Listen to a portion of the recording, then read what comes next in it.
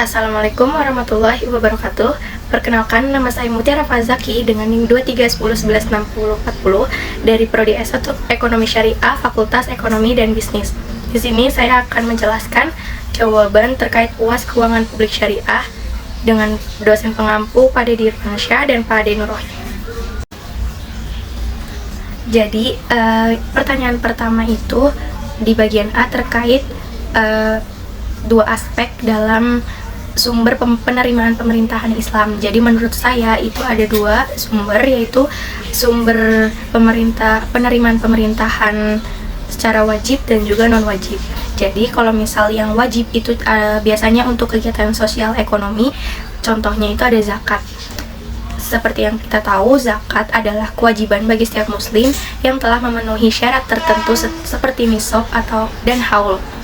Lalu ada kriteria dari zakat ini, itu zakat harus disalurkan kepada 8 golongan orang yang berhak untuk menerima zakat seperti yang tercantum dalam Quran Surat At-Taubah ayat 60. Dan juga zakat ini berfungsi untuk redistribusi kekayaan, mengurangi kemiskinan, dan juga meningkatkan kesejahteraan masyarakat. Lalu sumber yang kedua itu ada sumber penerimaan non-wajib, biasanya bertujuan untuk kegiatan pemerintahan ataupun negara. Contohnya itu seperti jizyah, fai, kharaj, ghanimah, dan lain-lain. Jadi kalau misalkan jizyah itu pajak yang dikenakan warga negara non-muslim yang tinggal di daerah negara Islam sebagai bentuk perlindungan dan atau jaminan keamanannya gitu. Dan juga jizyah ini bersifat kontrak sosial, jadi harus sesuai dengan kesepakatan antara warga non-muslim dan juga negaranya. Lalu redistribusi dari jizyah ini juga digunakan untuk kebutuhan negara. Selanjutnya di bagian B itu terkait kebijakan anggaran belanja dalam menekan transparansi dan akuntabilitas. Jadi di dalam Islam itu kebijakan anggaran belanja yang menekankan transparansi dan akuntabilitas itu sangat penting untuk mencegah adanya korupsi dan memastikan penggunaan dana itu digunakan secara tepat. Lalu ada beberapa aspek terkait transparansi dalam kebijakan anggaran belanja Islam. Yang pertama itu ada transparansi proses. Jadi di transparansi proses ini, proses anggaran belanja itu harus dipublikasikan secara terbuka. Tentang pengeluaran dan penerimaan negara itu dapat disajikan secara publik. Yang kedua itu ada penghindaran pemborosan.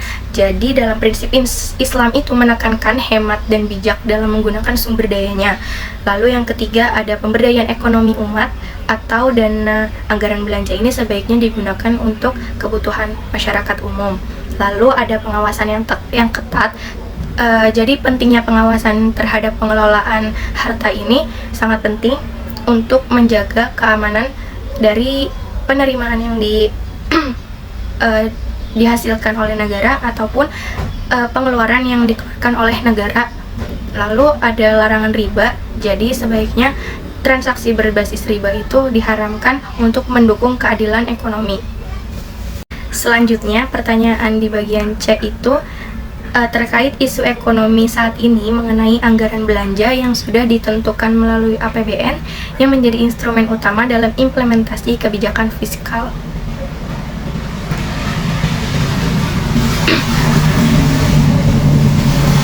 Di sini saya mengambil isu dari CNBC Indonesia tentang APBN tahun 2024 itu bekerja keras melindungi rakyat dan ekonomi Indonesia. Jadi yang dijelaskan dalam sumber ini itu adalah isu ekonomi saat ini terkait anggaran belanja dalam APBN sebagai instrumen kebijakan fiskal itu mencakup beberapa tantangan dan fokus utama. Yang pertama itu terkait defisit anggaran. Jadi APBN tahun 2024 itu mencatat defisit sebesar 522,8 triliun atau 2,29% dari PDB. Hal ini menunjukkan adanya ketidakseimbangan antara pendapatan dan belanja negara yang memerlukan pengelolaan hutang lebih hati-hati. Lalu yang kedua itu terkait prioritas belanja. Alokasi belanja negara itu sebesar 3.325,1 triliun difokuskan untuk sektor-sektor penting seperti pendidikan, kesehatan, infrastruktur, yang bertujuan untuk mendukung pertumbuhan ekonomi dan kesejahteraan masyarakat. Lalu di sini ada tantangannya, itu adanya ketidakpastian global.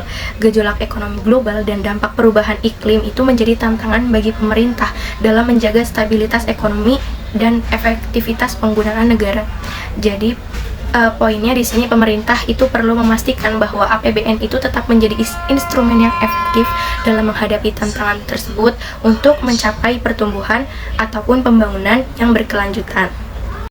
Pertanyaan nomor 2 di bagian A itu terkait 3 fungsional dalam pembiayaan pemerintah. Di sini ada 3 fungsi utama dalam pembiayaan pemerintah, itu ada fungsi otorisasi. Maksudnya di sini adalah anggaran negara itu menjadi pedoman untuk melaksanakan pendapatan dan belanja pada tahun tertentu. Lalu ada fungsi alokasi. Jadi di fungsi alokasi ini anggaran diarahkan untuk mengurangi pengangguran dan meningkatkan efisiensi sumber dayanya. Lalu di yang ketiga itu ada fungsi distribusi. Di sini maksudnya kebijakan anggaran itu harus memperhatikan keadilan dan kepatuhan dalam distribusi sumber dayanya. Pertanyaan selanjutnya di bagian B itu susunan kegiatan untuk mencapai kesejahteraan ekonomi itu menurut saya yang pertama peningkatan pertumbuhan ekonomi. Itu karakternya peningkatan pertumbuhan ekonomi ini bertujuan untuk menciptakan lebih banyak lapangan kerja, meningkatkan produksi barang dan jasa, serta meningkatkan pendapatan per kapita masyarakat. Yang kedua itu ada pengurangan kemiskinan dan ketimpangan ekonomi. Pengurangan kemiskinan dan ketimpangan ekonomi ini mengarah pada distribusi kesejahteraan yang lebih merata dan juga adil. Lalu ada pendidikan dan pengembangan SDM. Di sini pendidikan yang berkualitas dan pelatihan keterampilan itu sangat penting untuk meningkatkan kualitas dari tenaga kerjanya. Lalu pembangunan infrastruktur ini maksudnya pembangunan untuk jalan, jembatan, listrik ataupun jaringan internet guna mendukung aktivitas ekonomi dan membuka akses ke pasar, pendidikan, dan layanan kesehatan. Lalu ada pemberdayaan masyarakat. Maksud dari pemberdayaan masyarakat ini dalam hal apapun sebaiknya masyarakat itu dilibatkan dalam proses pengambilan keputusan dan juga pengembangan keterampilan. Pertanyaan bagian C itu sebutkan 3 pihak yang berkompeten dalam pengembangan rangkaian di atas. Di pertanyaan yang B maksudnya. Di sini yang pertama itu ada pemerintah daerah. Jadi pemerintah daerah ini bertanggung jawab untuk merumuskan kebijakan dan program pembangunan ekonomi yang mencakup infrastruktur, pendidikan, dan layanan publik yang mendukung pertumbuhan ekonomi. Lalu yang kedua ada sektor swasta. Sektor swasta ini termasuk perusahaan dan pelaku usaha yang berperan dalam menciptakan lapangan kerja, inovasi, dan investasi. Kolaborasi dengan pemerintah itu juga sangat penting untuk meningkatkan daya saing dan pertumbuhan ekonomi di daerah. Lalu ada masyarakat sipil. Masyarakat sipil ini mencakup organisasi non-pemerintah dan komunitas lokal yang dapat memberikan masukan, dukungan, serta partisipasi aktif dalam program pembangunan. Dan masyarakat sipil ini berperan dalam mengidentifikasi kebutuhan dan potensi lokal. Jadi pertanyaan yang terakhir itu intinya mengapa pemerintah itu masih melakukan hutang. Biasanya pemerintah itu melakukan hutang digunakan untuk membiayai proyek infrastruktur yang mendesak dan tidak dapat ditunda, namun berkendala dalam keuangannya ataupun utang ini dilakukan oleh pemerintah ketika pendapatan negaranya itu tidak cukup untuk membiayai belanja. Jadi utang ini digunakan untuk menutupi kekurangan tersebut. Namun perlu dicatat bahwa hutang itu harus dikelola dengan hati-hati. Apabila tidak dikelola dengan hati-hati, utang yang berlebihan itu juga dapat menyebabkan masalah fiskal seperti gagal bayar, inflasi yang tinggi, dan penurunan kepercayaan investor. Dan yang pada akhirnya itu akan merugikan sektor perekonomian. Oleh karena itu, pemerintah itu boleh melakukan hutang, tetapi perlu dipastikan bahwa hutang itu digunakan secara efisien dan masih dalam batas-batas tertentu. Penggunaan hutang ini juga harus digunakan untuk pembiayaan yang produktif dan juga memiliki kapasitas untuk dilunasi gitu. Baik, sekian penjelasan jawaban terkait UAS Keuangan Publik Syariah saya.